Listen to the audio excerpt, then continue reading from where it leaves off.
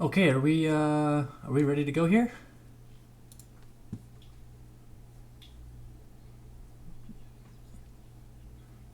Yeah. There's a few other people who are online, but they're not in the chat. Oh, there's a couple more people logging in. Okay.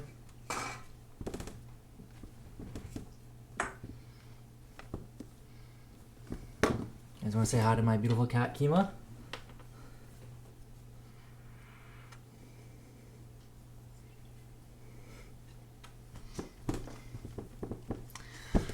Okay.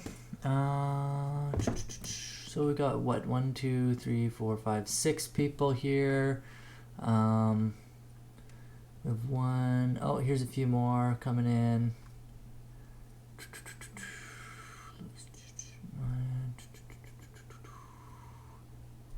Okay, this is looking a little better. Okay, yeah. So let's get started then. So, hello. I just want to start off just by talking about something that I wrote yesterday that was just a little bit different. I was reviewing your textbook, and it's actually just slightly different than how your textbook has it. I'm not sure if you've already noticed, or maybe you haven't even had time to really look at 10.4 yet. But in any case, I noticed that on just in regards to that that constant a, where we had 1 over a right in front of the e to the negative k times t. In your textbook, they actually write it a little bit more nicely, so it looks something like this, where we actually have a as just a. It's not 1 over a. So they just had a as the reciprocal, and I think it looks a lot nicer. So going forward, let's actually just say that a is equal to this, and it'll just make our algebra a little bit easier to deal with, because we're not going to have like a fraction inside a fraction. And I think it'll just be a little more straightforward. So we'll do that. So what I wanted to do today is just give you sort of an opportunity to do some work.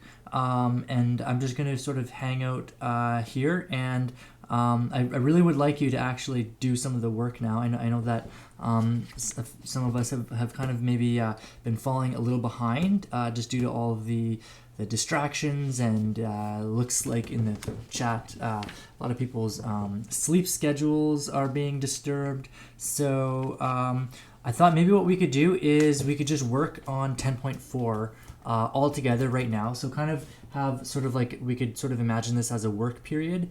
And if you get stuck on something, then you can just kind of speak up in either the chat or just say something in your microphone, and we can all try to do it together. So I'm just going to hang out here, and then maybe in like 10 or 15 minutes I might interrupt you and do sort of like maybe a separate problem that's not in the textbook, or maybe I could choose a textbook question.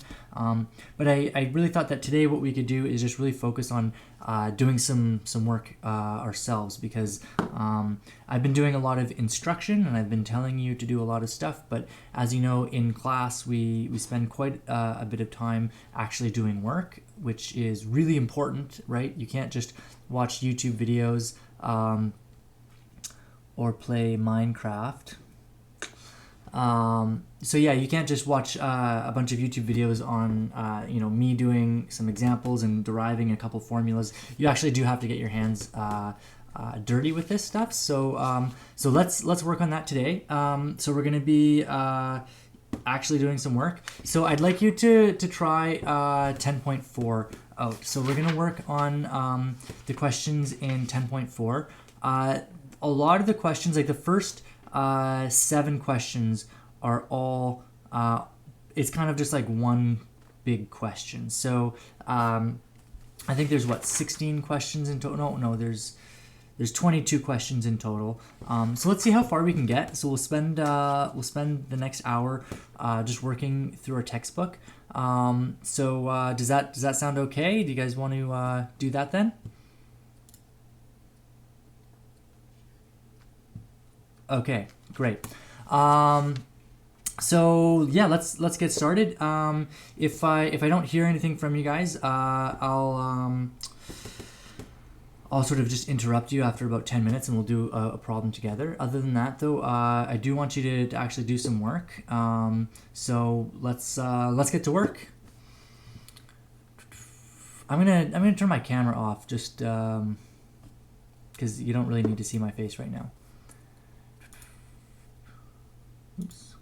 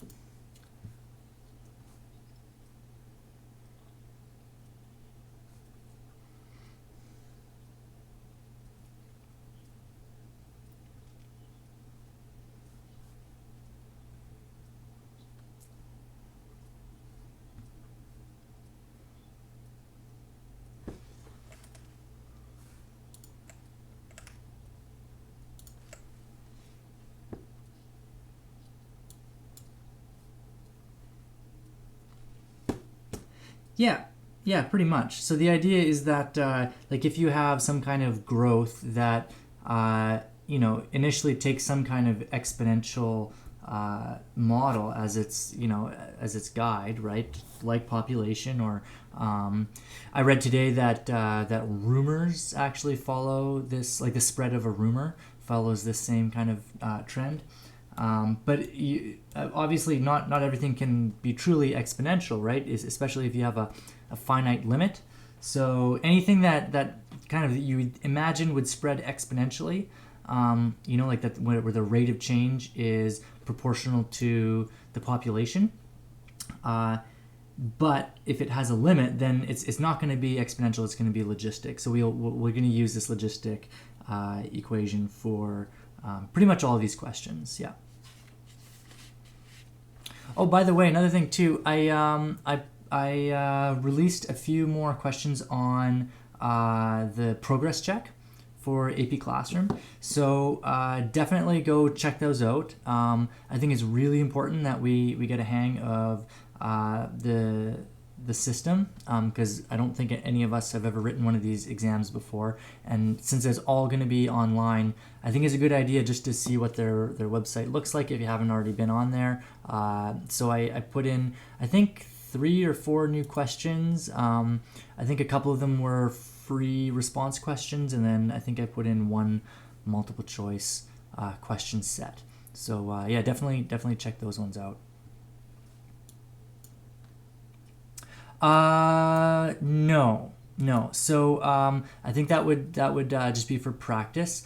That said, I have signed up for a program called CrowdMark, and CrowdMark is it's a system where you basically would take a picture of your work and then submit it, and then I can mark it up and provide a grade for you. So we're gonna go forward with that. I think I kind of hinted at that a little bit yesterday. So I'm in the process of putting together an assignment for you, and I'd like to do that instead of a test for chapter 10. So we're gonna have sort of like a chapter 10 assignment and not a test. So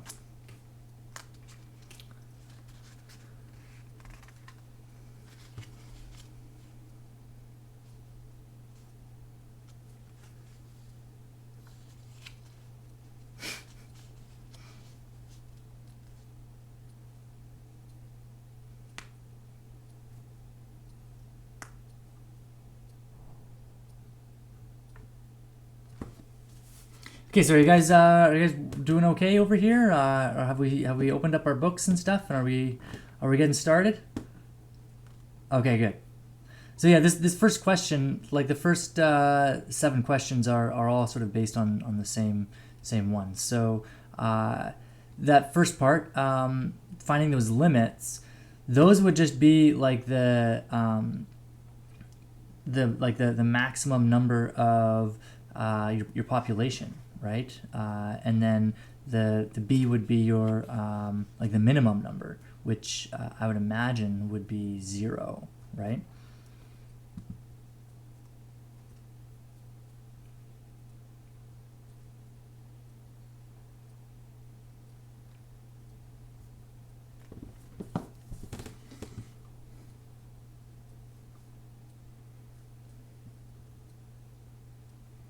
Mm.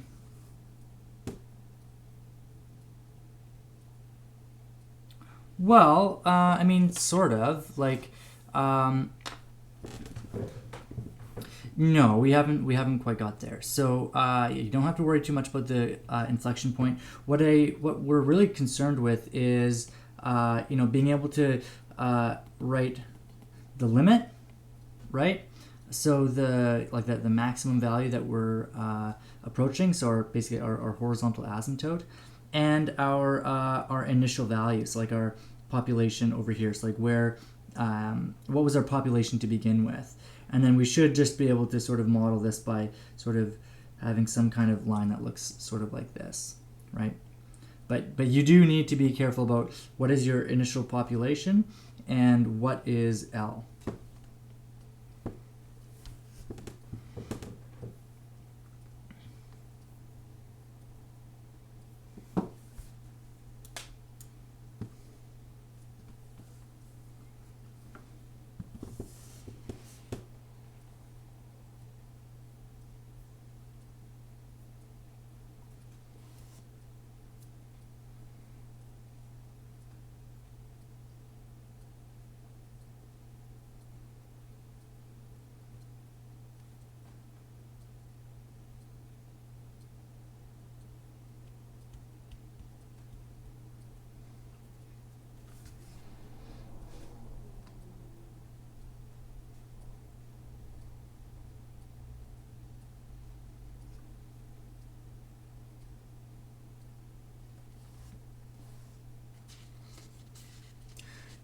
So yeah, Nick, just to sort of keep going with your question there and worrying about the inflection points, like the next few questions sort of walk you through how to calculate the inflection point, right? So you're gonna just find the graph of p prime. So basically just take the derivative of your original function and then draw the graph of p double prime.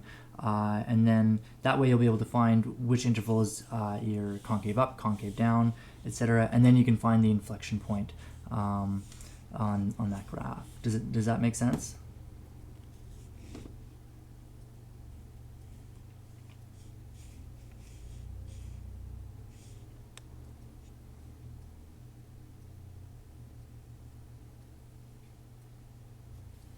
Mm-hmm.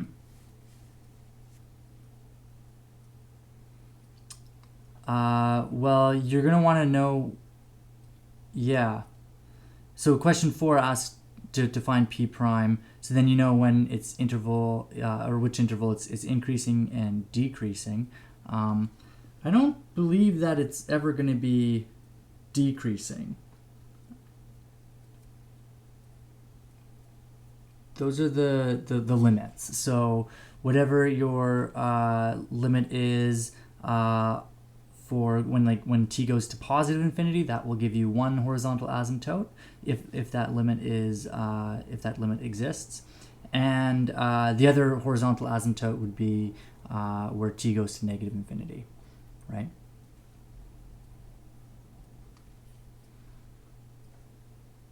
Yeah. Yeah. So question 1 kind of guides you through it. So you find those horizontal asymptotes, and then you graph them, right? So you put them on your graph.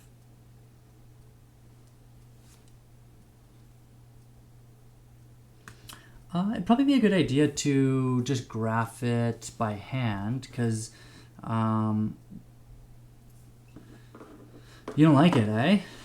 What don't you like about it?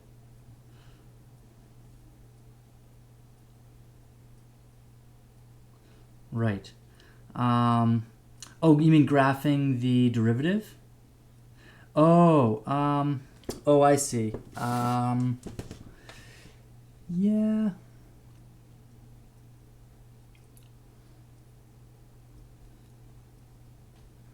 Yeah, I mean, I think it'd be a good idea for questions 4 and 5 to actually calculate the derivative, like actually follow through with that, and then find the intervals where it's positive and negative, and then um, what am I trying to say? And then when it comes to the actual graphing of it, just sort of estimate it.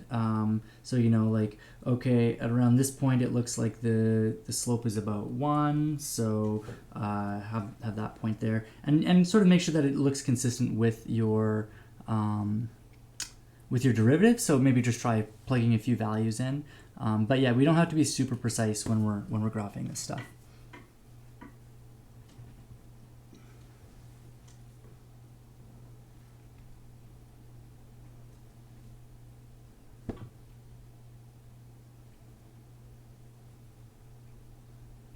Mm-hmm.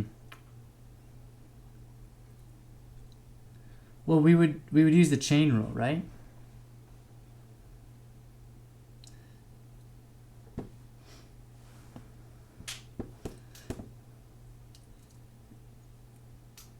Yeah, you could either do the quotient rule, or you could turn the denominator into like a product with an exponent of -1, and you could use the product rule. Do we want to try doing this one together? Okay. So let's find the derivative of. So we'll do d by dx of 600 over 1 plus 4e to the negative 0.2 t. Right, 0.02 t. Okay, so I'm going to, I don't really like the quotient rule. I prefer the product rule. So I'm going to say that this is equal to 600 times 1 plus 4e to the negative 0.02 t to the power of -1. So if I recall correctly, the product rule says that we take the derivative of one and leave the other one alone, and then vice versa. So I'm going to take the derivative of 600 and leave the other one alone. So the derivative of 600 is just 1. So wait, no, sorry, I'm thinking of the derivative of x. It's a constant, so this derivative is 0, so we don't even have to do anything. And then the other one, we're going to leave this as 600, and we're going to take the derivative of this. So it's going to be -1 times this thing, so 1 plus 4e to the negative 0.02t to the -2 times the derivative of the inside, and I'm running out of room, so I'll just kind of move this over here. So times the derivative of the inside, so the derivative of 1 is nothing. The derivative of 4 times e to the negative 0.02t would be 4 times e to the negative 0. What am I trying to do here? No. Oh boy, it's been a while since we've done derivatives. Yeah, 0.2 t times e to the negative 0.02. No? Oh, yeah, I'm taking the derivative of that. Yes, thank you. Sorry, I'm a little rusty. Yeah, and that looks about right to me. So it's just a matter of cleaning this up now. So let's go ahead and clean that up. I've got negative 600, and then I've got as a denominator 1 plus 4e to the negative 0.02t all squared times, and then on the numerator I've got 4 times negative 0.02 times e to the negative 0.02 t, and we can clean that up a little bit more. So 0.02 times 4, that would be 0.08 times 600. I'll just do this by hand. I don't have my calculator here. Maybe I'll use my. It's 48. Okay, thanks. Yeah, I mean, like you don't have to be super precise about it. The trick is just to sort of find some key points and graph those. So what is this? 48 e to the negative 0.02 t all over 1 plus 4 e to the negative 0.02 t squared. So that'd be the derivative. Yeah.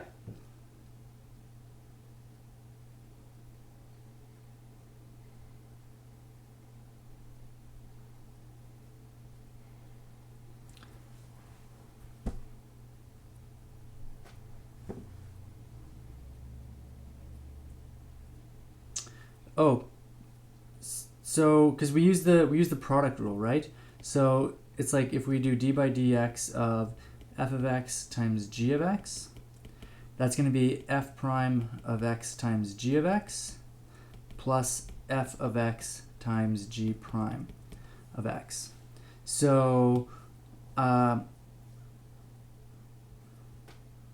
yeah, so this part right here, the derivative of 600 is 0. So we would have 0 plus this. So this is really all that's left. So this is f of x, and then this is g prime of x. Does that answer your question? Okay.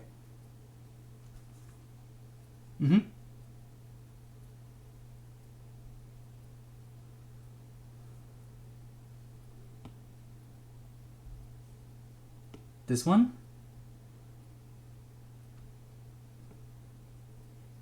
Right here?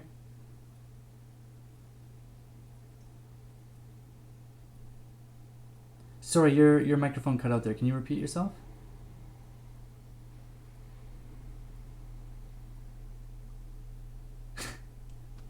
Sorry, your microphone is. Can you type it?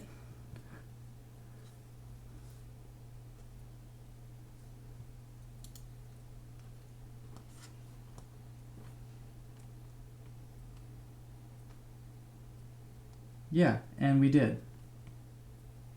Yeah.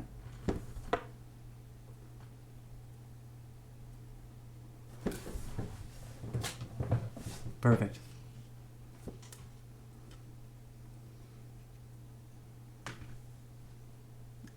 On which planet?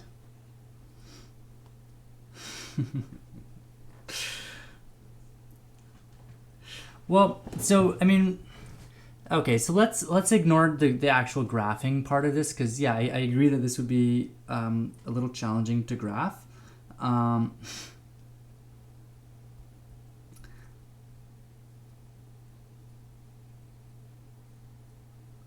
Yeah, but so the purpose here is to walk you through the process of being able to find the inflection point. So the inflection point is really important here because it's kind of the point that I mean, certainly like with this coronavirus thing, it's what everyone is waiting for, is for us to, you know, we keep hearing the term like flatten the curve. Like that's the point where we would be flattening the curve. So we're trying to find the point where instead of the rate increasing every day, we want the rate to start decreasing. Not so much that we have a negative rate, but that the rate, like the number of cases that we have, is fewer than the number of new cases we had yesterday, that kind of thing. So that's where the second order derivative is equal to 0, right? Because if you find like the roots of this guy right here, that's going to be where the slope is equal to 0, right? And the slope is only equal to 0 in well, like it's never really equal to 0 because our graph looks something like this, right? And we have two horizontal asymptotes.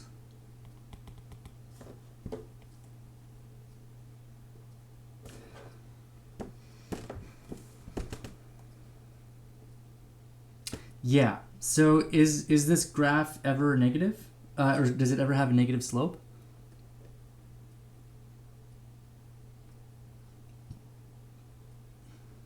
Yeah, so we can't have a negative slope here.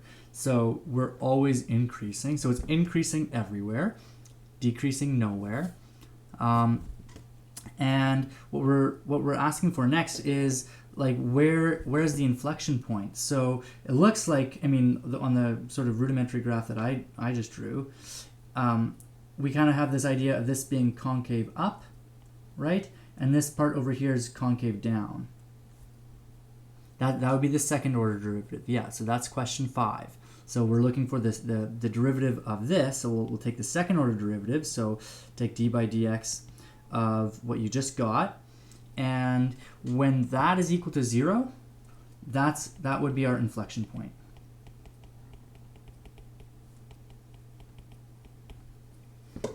Does that make sense? Okay.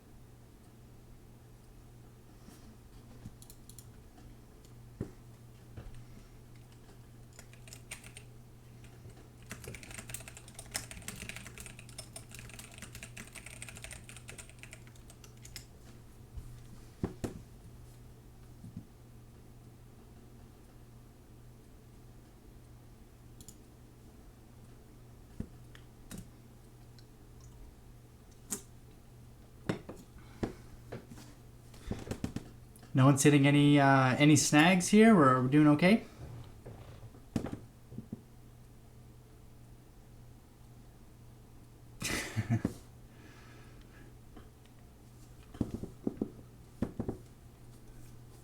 Yikes.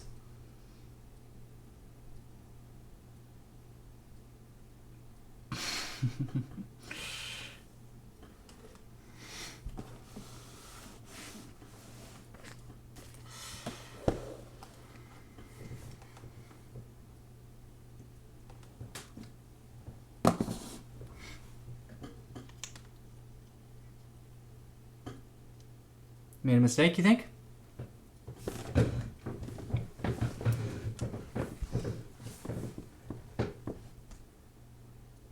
Right.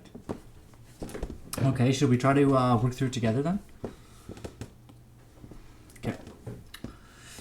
Okay, so we're going to assume that we got the right thing for the first question. So we'll start off with 48 times e to the negative 0.02t all over 1 plus 4 e to the negative 0.02t squared. How are you supposed to solve it? Okay, well, so it's too gross, eh? Is that what we're saying? Okay, well, let me try. Let me see how bad it is. So, it's pretty bad. T, okay, and I'm gonna put this to a negative exponent, 1 plus 4 e to the negative 0.02t, negative 2. Okay, so I'm going to take the derivative of the first one and leave the second one alone. So that's going to be, let's say, 48 times negative 0.02t times e to the negative 0.02t. Okay, and I'll leave this one alone. And that gives me 1 plus 4 e to the negative 0.02t to the negative 2. Oh yeah, that's the second time I made that mistake.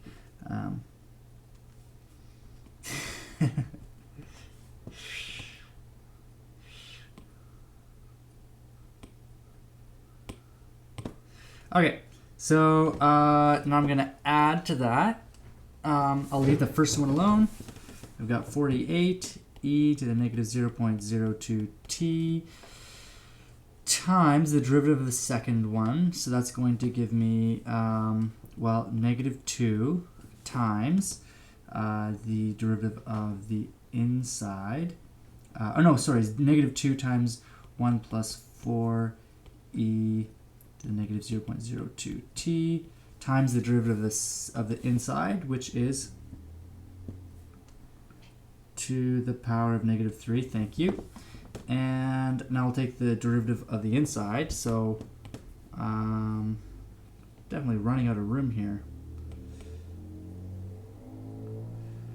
Okay. Can I even squeeze it all in? I'm not sure if I can. You don't think so? Okay. Okay, I'll just put the product right here. So I get the derivative of the inside will be 4 times negative 0.02t. No, I did that one more time. No t.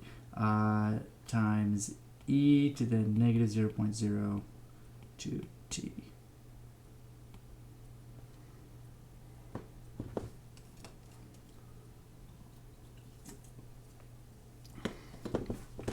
I wonder if we can simplify this though.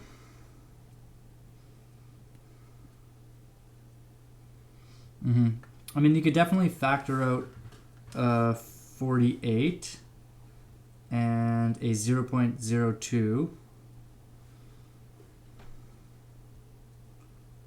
right? So let's see if we can do that just to make it look a little bit nice. So I got 48 times negative 0.02, and then here I would have e to the negative 0.02t times 1 plus 4e to the negative 0.02t to the negative 2.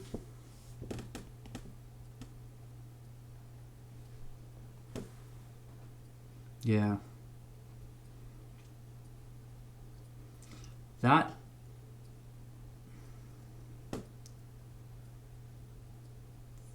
Yeah, that's pretty smart. So you would have used like implicit differentiation. Yeah. Yeah, so you could do what Ron did. That's a fantastic idea. But yeah, if you want to do the brute force way, keep watching because that's what I'm doing.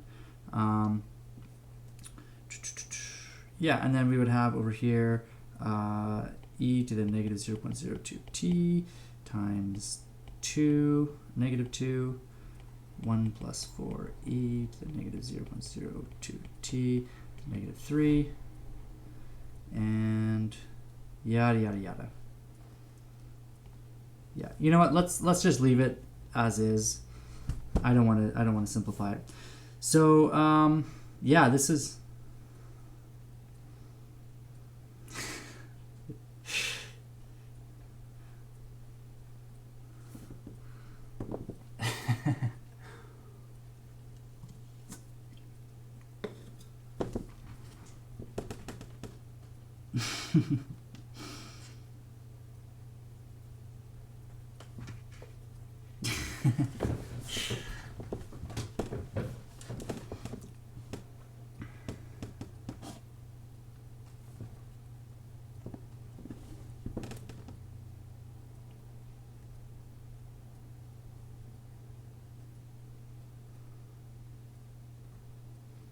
Did you simplify it, Maya?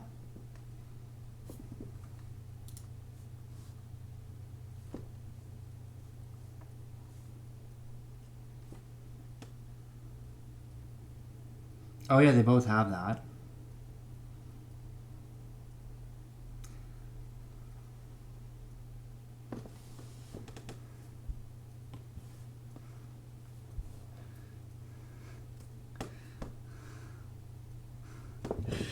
Yeah, let's see what we can factor out.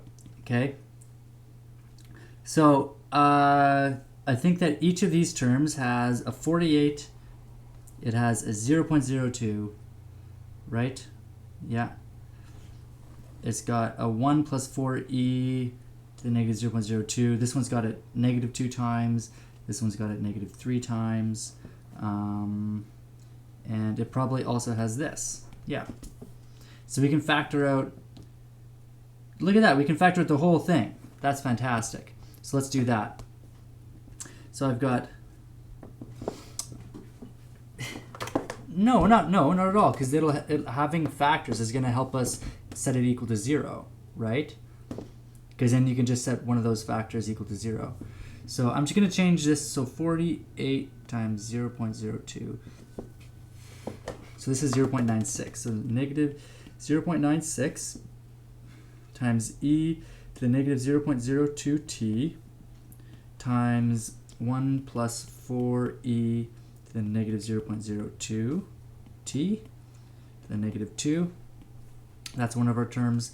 And now we've got 1 plus, and everything that's left over is this. So I've got e to the negative 0.02t times 2.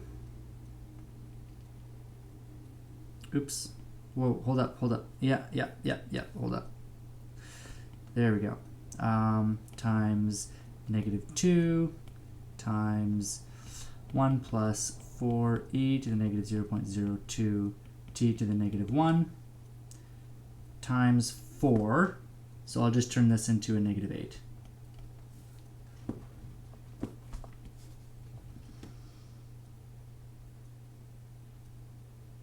You got positive 8, eh? I'm not entirely sure about that. Okay. So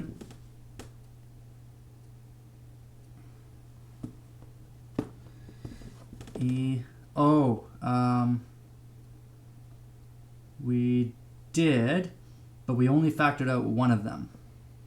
And we've got two here, right? We've got this one here, and we've got this one here.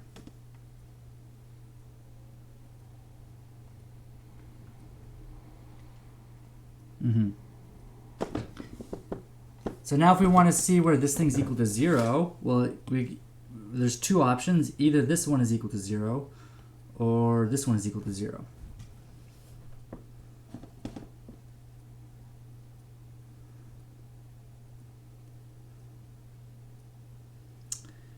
Yeah, because this cannot be equal to 0, and this cannot be equal to 0.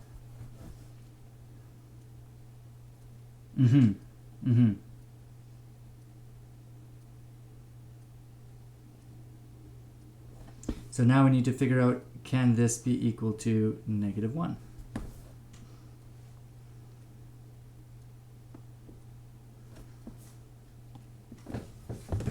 So see, it's not too bad. I mean, is it a gross question? Absolutely. But if you break it down and factor it a little bit, then it's not too bad.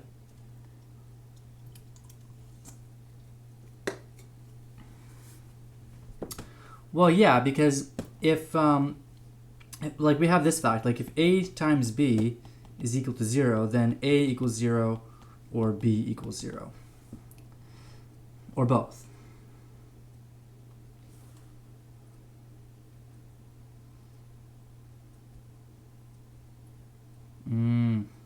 What did you substitute again, Ron?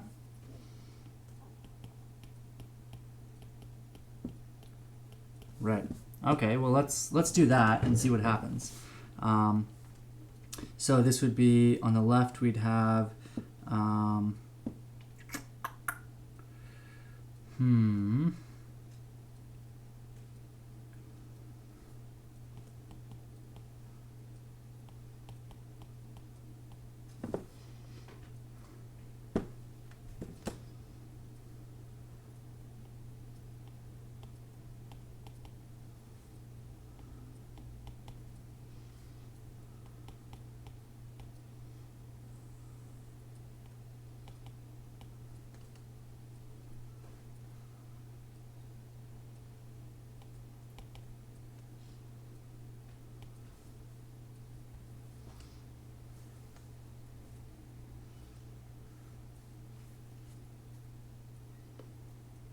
yeah, I'd be surprised if there's two solutions.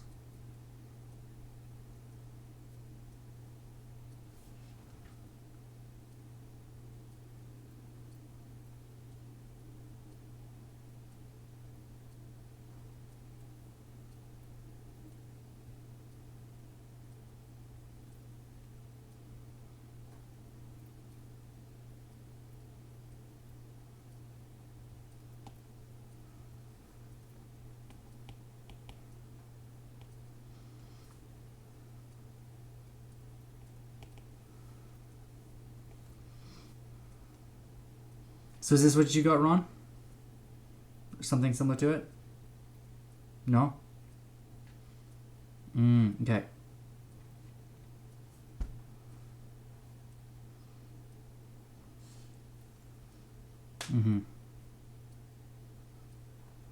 Yeah.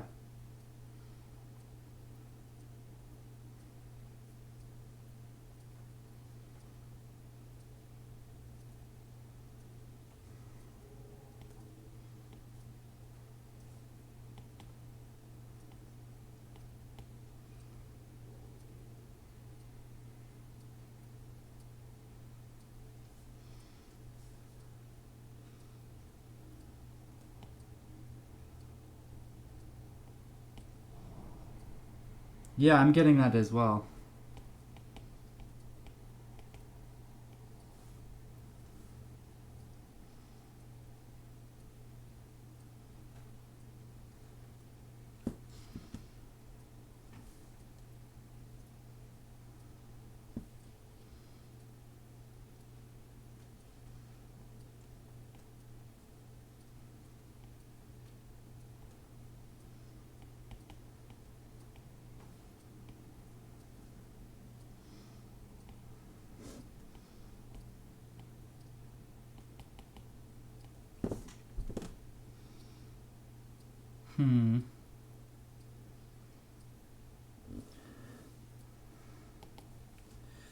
Okay, so this portion right here has to be equal to 0. So I've got 1 equals 2u over 1 plus u. So in other words, 1 plus u equals 2u.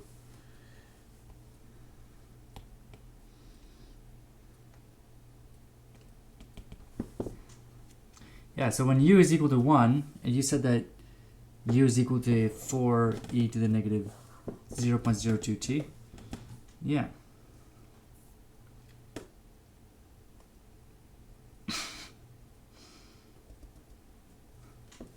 Okay, so just in case like you weren't really following along, so Ron pointed out that he used a change of variable, and that's definitely the the easier way of doing this. So we were kind of doing it the brute force way, which is good. It's a good exercise to do these things, but if you just sort of simplify your variables a little bit, like instead of having to worry about like e to the power of negative 0.02t, you can just change your variable and then use implicit differentiation. So we can go over how to do that in just a second, but the idea is that we set up a change of variable so that instead of dealing with t as a variable, we're now dealing with u as our variable. So we were able to solve for u, and it turns out that u is equal to 1. So in other words, 4e to the negative 0.02t is equal to 1. That's our inflection point. So in other words, e to the negative 0.02t is equal to a quarter. And of course that means that the ln of a quarter is equal to negative 0.02t, and then t is equal to ln of a quarter divided by 0.02t. But that makes me a little concerned because now we have a negative.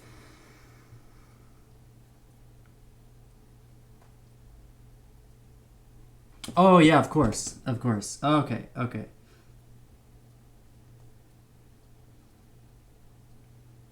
Oh, right. The number of times I've carried that t where it's not supposed to go today is embarrassing. But yeah, so yeah, that's a good point that this logarithm would be negative. So let's punch this in. Awesome.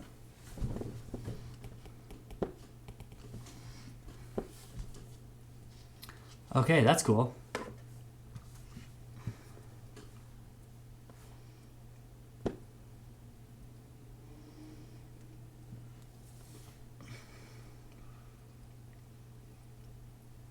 Yeah, that makes sense.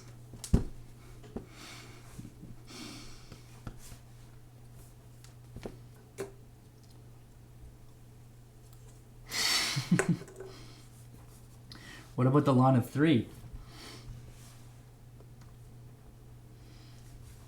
I've memorized the ln of 1.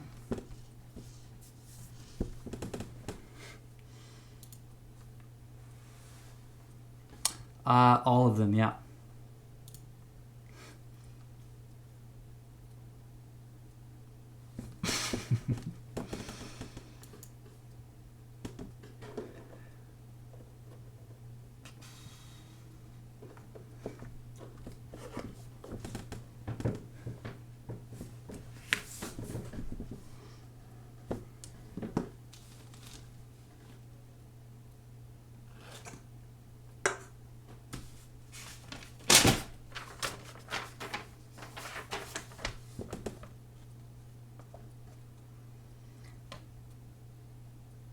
Yeah, we got a couple doubles.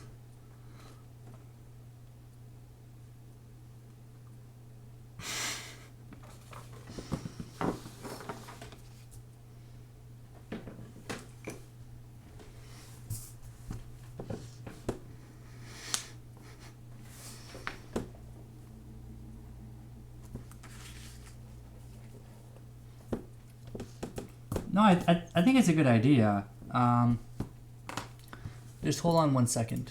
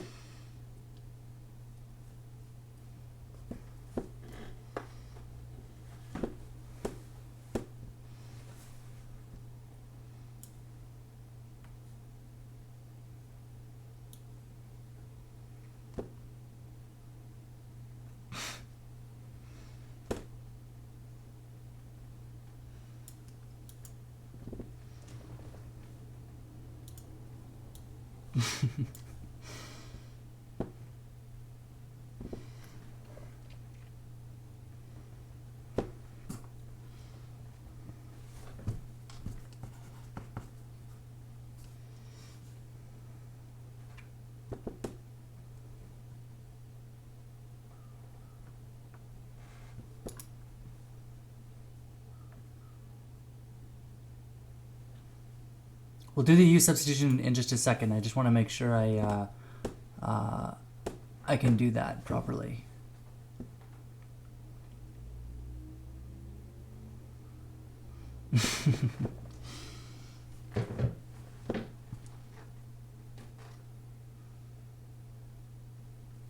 What's on Khan Academy? Oh, of course.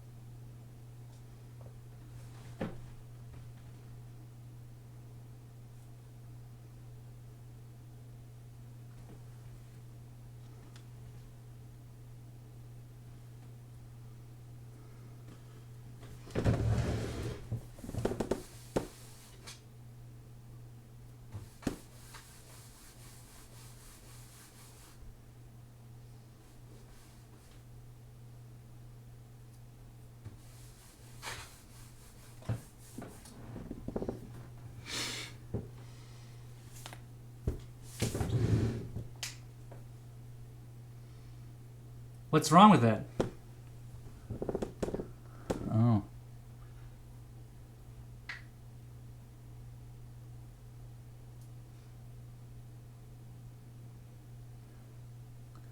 Oh.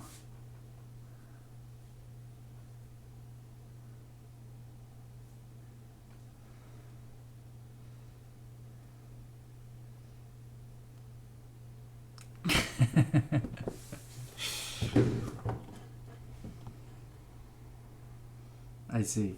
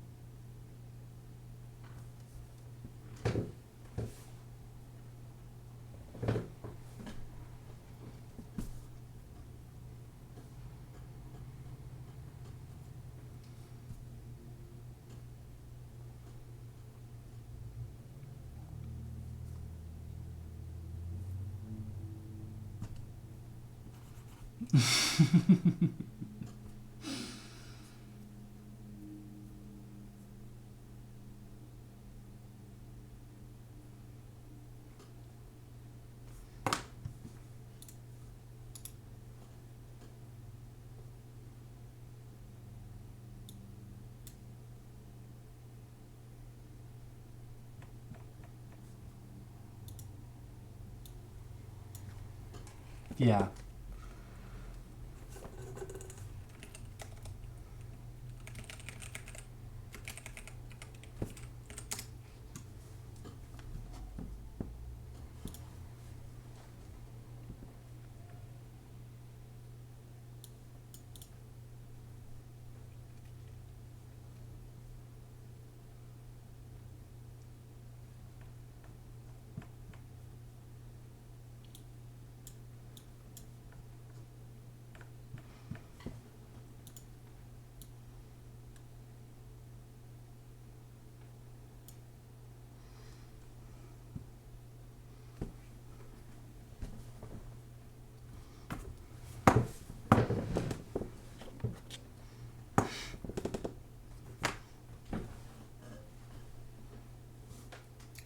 Okay, guys. So I'm gonna sign off because I've got another class to stream. So yeah, I would suggest yeah, doing your absolute best, getting chapter 10 done. I think maybe what we can try to look at tomorrow is the supplementary exercises on page 457 or 459 rather. So that's what we'll look at tomorrow. I'm also going to post a couple links on the Discord at some point this evening, so stay tuned to that. And I guess I'll see you guys tomorrow. Okay. Mm-hmm.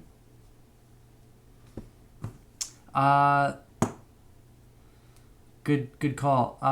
So yeah, I'm thinking I'd give it to you before spring break starts, and you guys could work on it either over spring break or the few days ahead of spring break. So yeah. All right. That's right. Yeah. Yeah. Okay. See you later, guys. Bye bye.